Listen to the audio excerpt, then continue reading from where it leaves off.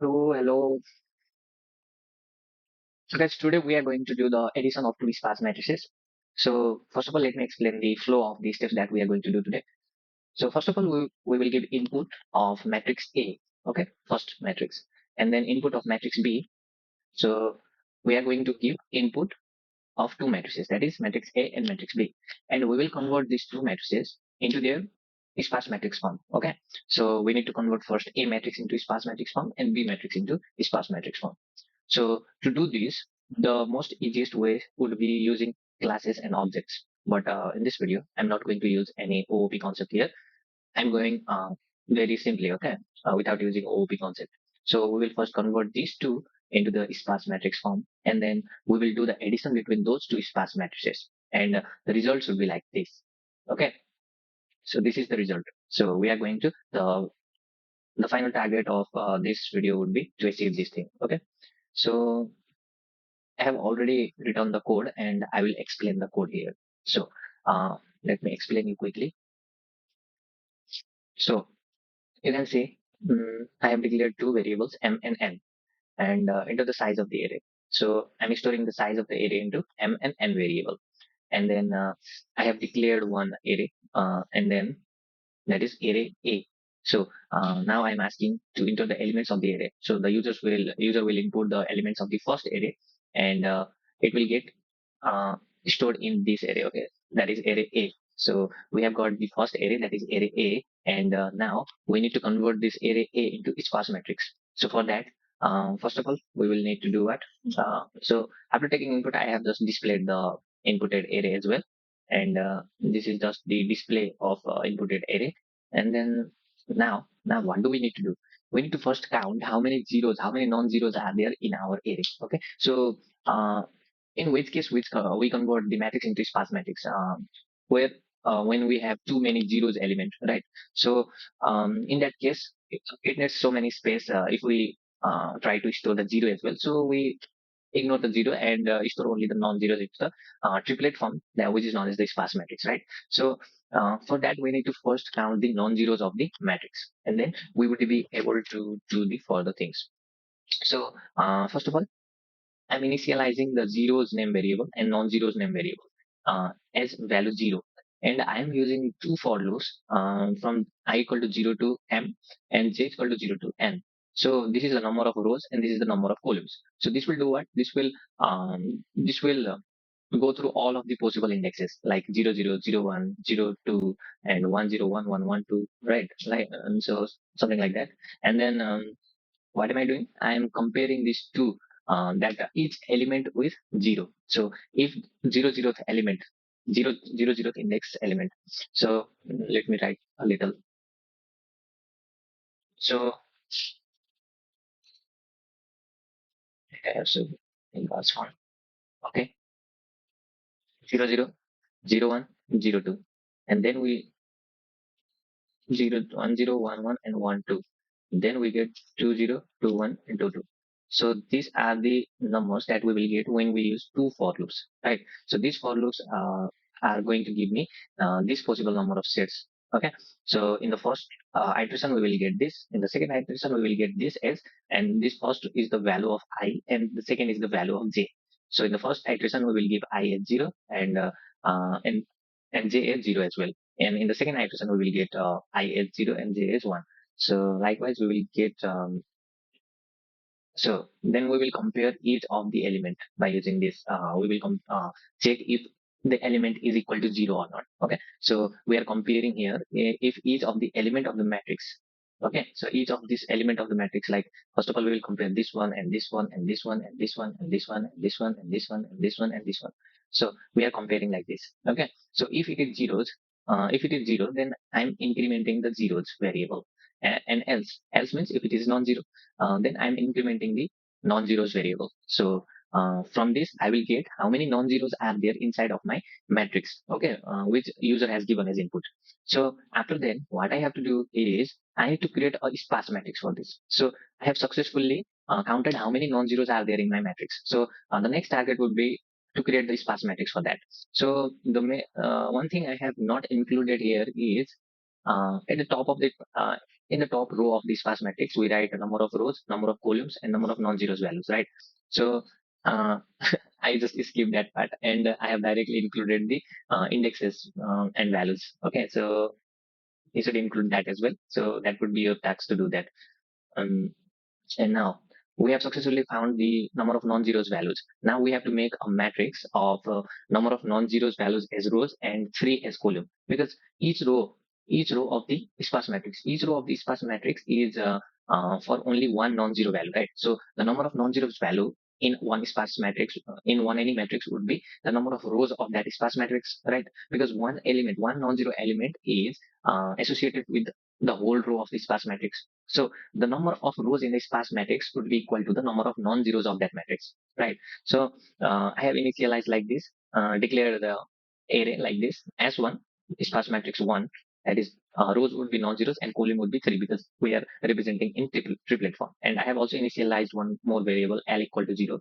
And now again we are iterating from I equal to 0 to m and j equal to 0 to n. So this will give me the same values, these values. Okay. So now we are going to do what? We are going to we are going to make our sparse matrix, right? So inside of these two for loops, I have written one if condition. That is, if the value, we are iterating over all the values of the matrix. If any of the value is not equal to zero, okay, if any of the value is not equal to zero, then I will store it into the sparse matrix. That is the first. This is the first element, okay, in my sparse matrix S1. So I have created the S1 for this matrix, A matrix, and like S1 would be what? S1 would be like this: row, column, and value, right? And mm, it will be something like this. So this will have rows, row index, and this will have column index, and it will have the value. So for this, we are iterating over each of the elements. That means we are getting in the 0 0, in the 0 0 position, we are getting what? In the 0 0 position, in the 0 comma 0, sorry, 0 comma 0 position, we are getting value of 1, right? And then in the 0 comma 2 position, 0 2 position, we are getting value 1, something like this. So this is the representation of sparse matrix, and we are iterating over all of the elements of this sparse matrix, and we will get the sparse matrix like this, right? So this would be the, so first of all, I'll get to explain this. So so this variable we have to use while assigning into the sparse matrix. So we are finding the I and j value for which the element is not equal to zero. Okay, that is, it is non-zero, and then we are assigning it to the row, column, and then value. Okay, this is for row R, and then this is for column C, and this is for value V. Okay, and then we are implementing the L. Okay, so next time it would be the second row, or if we say like in the index form, then it would be the um, one row, and then we are going to do what? Then we are going to display our sparse matrix, right? We have successfully created the sparse matrix by using two for loops, and we are iterating over each of the elements and comparing if it is not zero or not, if it is non-zero.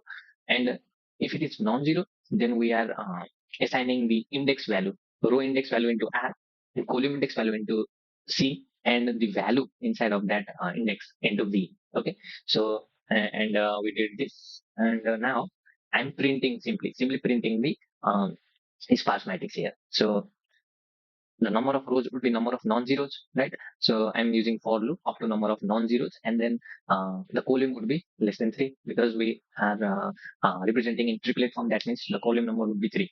So that is it, and we have successfully created the sparse matrix of matrix A, and we have also displayed this in the on the screen. So I will show you that later. And we have done the same thing for second matrix as well. Okay, we have done the same thing for second matrix as well. We are taking this example today to check whether we can do the addition of two matrices or not. So first of all, we are converting the both matrices into sparse matrix, right? So we have successfully done converting this in this into sparse matrix. Now we will do convert this into sparse matrix, right? So we will do the same thing. Okay, so first of all, we need to count how many non-zeros are inside of the sparse matrix. Then we will make the array to store it into sparse matrix. Then again, we will iterate over all of the elements of that matrix, and whenever the element is non-zero, then we will assign the row value, column value, and the value Okay, inside of my sparse matrix, that is triplet form. So I have done the same thing here as well. So I don't think I need to repeat this again.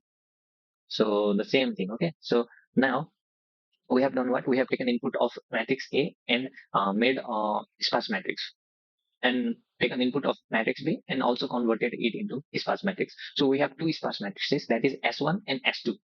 And now we are going to add these two matrices, that is in sparse matrix addition.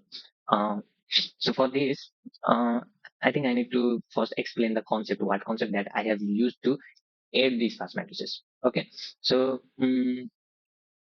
I think I need to construct the sparse matrix for both of these matrices, and then I would be able to explain.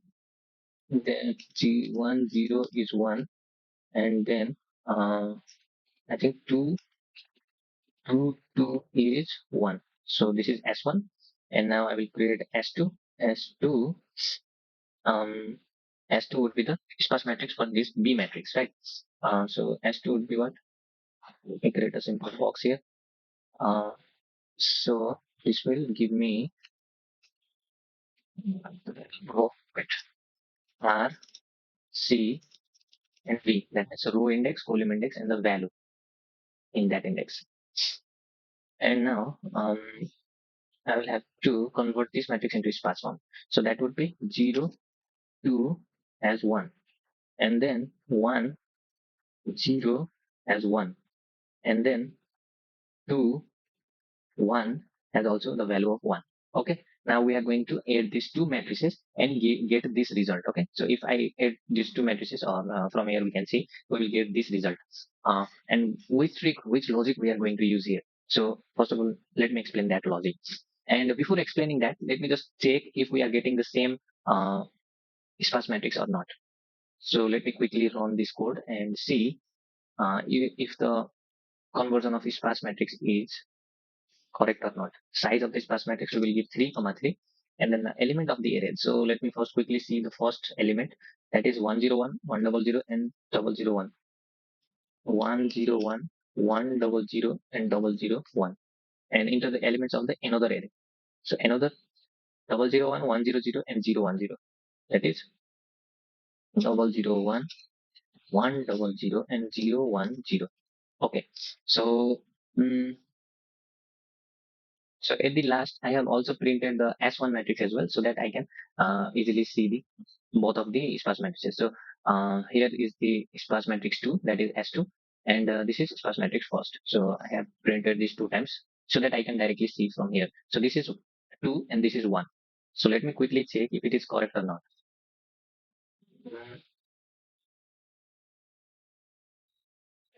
Where is the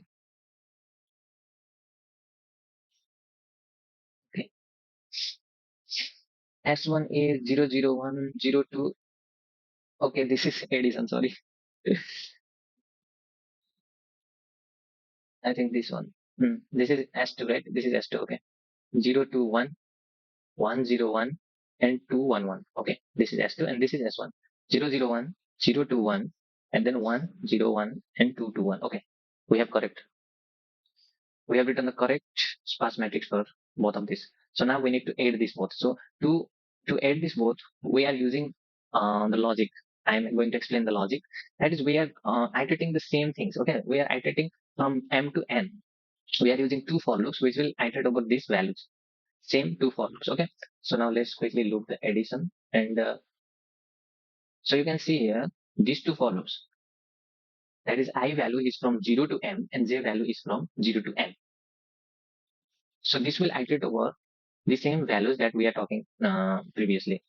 So 00, 01, 02, 10, 11, 12, 20, 21, 22. So this will give me these values. Okay. So in each iteration, I will get this each values. So how am I going to use this? So you can see I have initialized two variables inside of the for loop.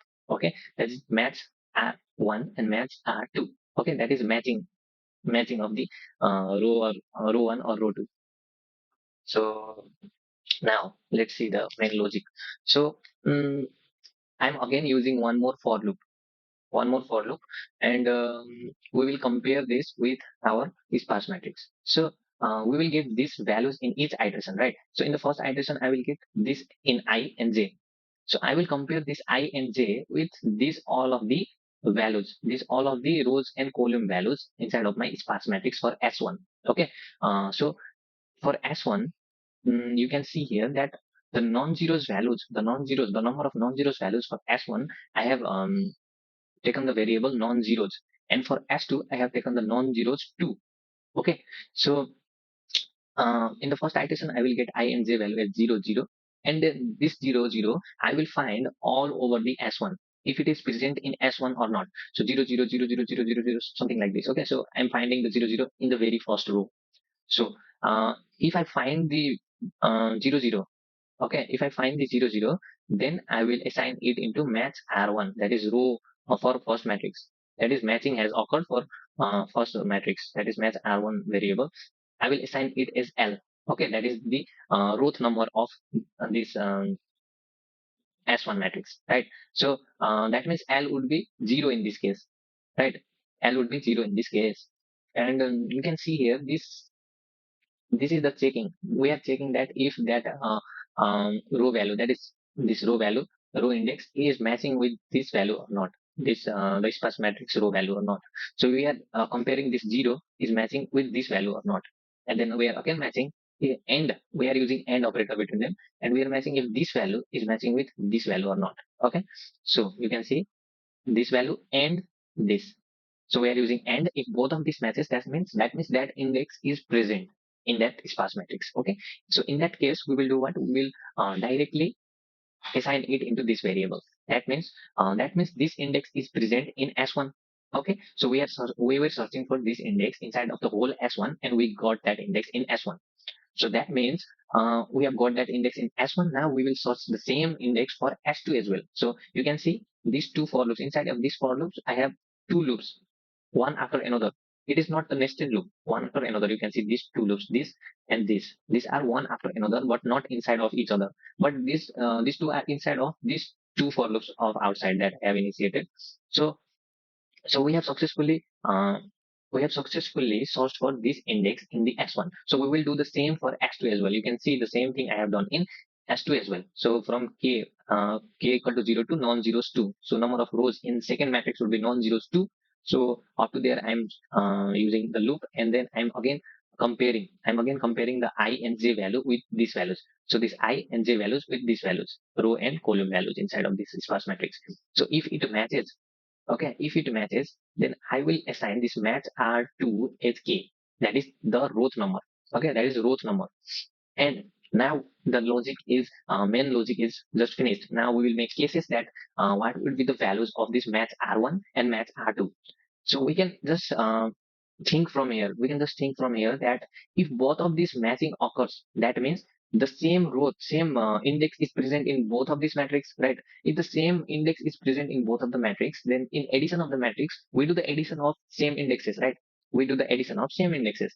For example, you can see here that while adding these two matrices, we add this and this. That means 0, 0, 0, 0 index, and then this and this, that means 0 1 index we are adding, and then this and this, that means 0 2 index we are adding. So while adding, the first condition should be both of the matrix should have the same order, but the second condition is while adding we follow the rule of adding the same indexes, right? So we add the same indexes. So we search for the indexes in both of the S1 and S2. If we find the same index in both of the matrix, then the values must be added, right? So the values must be added. For example, here you can see this and this have the same index, right? So if I try to add these two matrix, then these two values should get added. Okay. So that means whenever I find the two inside of the two sparse matrices, if I find the index is same, okay, if I find the index is same, that is if matching occurs for one index, that we are iterating over all of the possible indexes, if matching occurs in only one index, then the value inside of that indexes should get added, right? So should get added. So matching occurs if in the first S1 matching occurs, then we are assigning it to the row value of that S1, and in if matching occurs in S2, then we are assigning the row value of that S2 into this variable.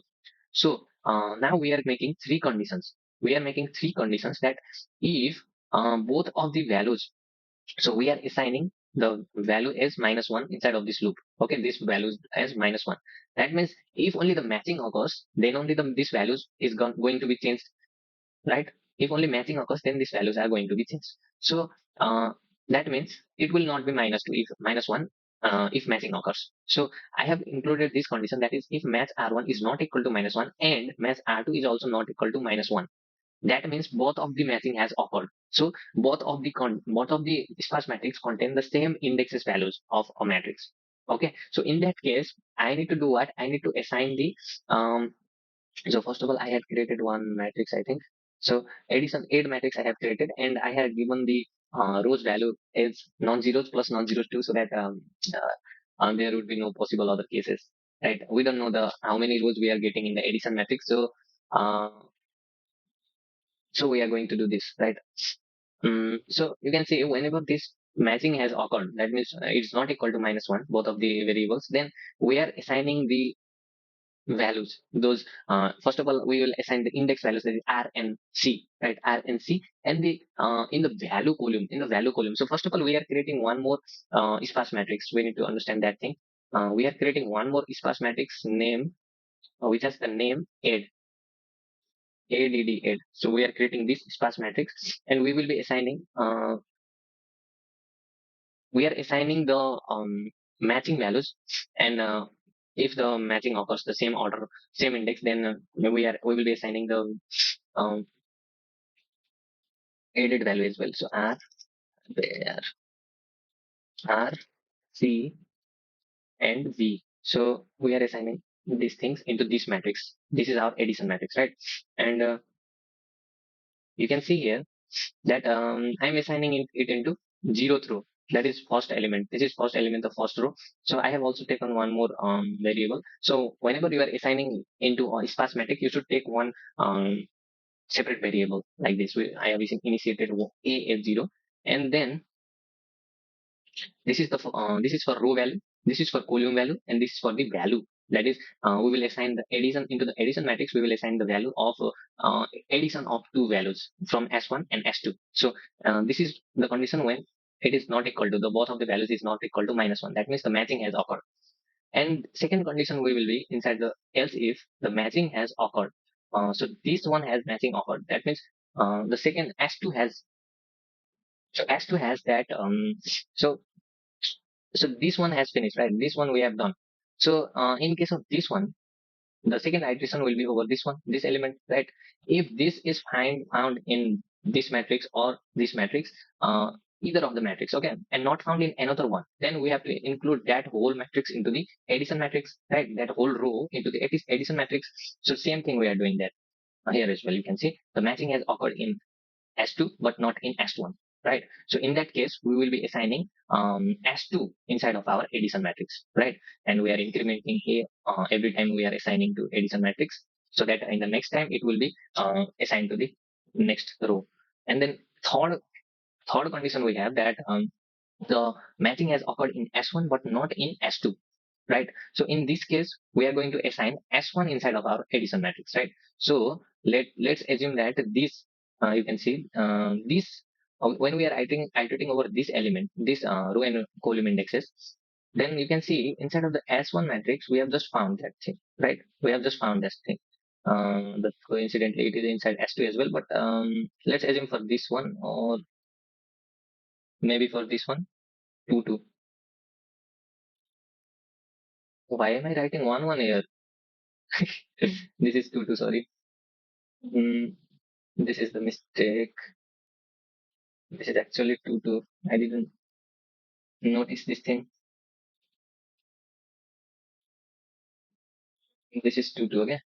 So, so for 2, 2, you can see if I am iterating about this element, that is the last iteration, then you can see it is only present in S1, not in S2. That means I will be taking this row into the addition matrix row, right?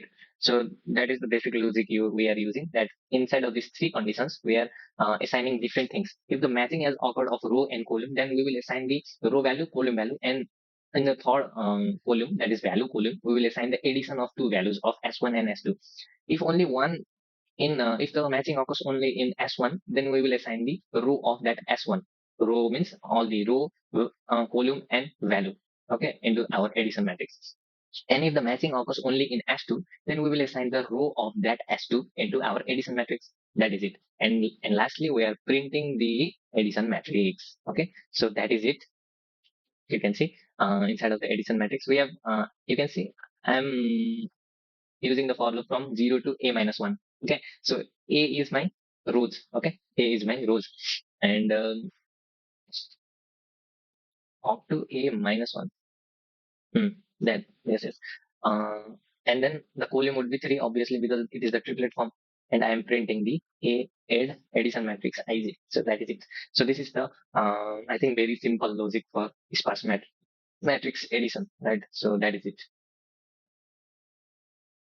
Let me now quickly show you if we have achieved our target or not. So our target was to achieve this addition matrix, right? So let's see we have done this or not. So I'm going to run this program. Okay, so I'm giving the size of the array.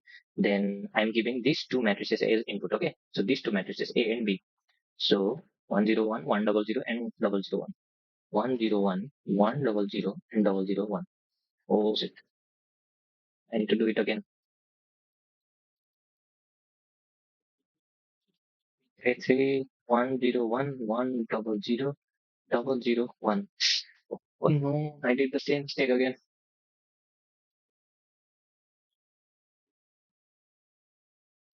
33, 101, 100, 001. Okay. And then again, what was the matrix? 001, 100, 010. 001, 100, and 010. Okay. So this is the addition matrix, right? So the target we had. This is the target we had, I think. Mm,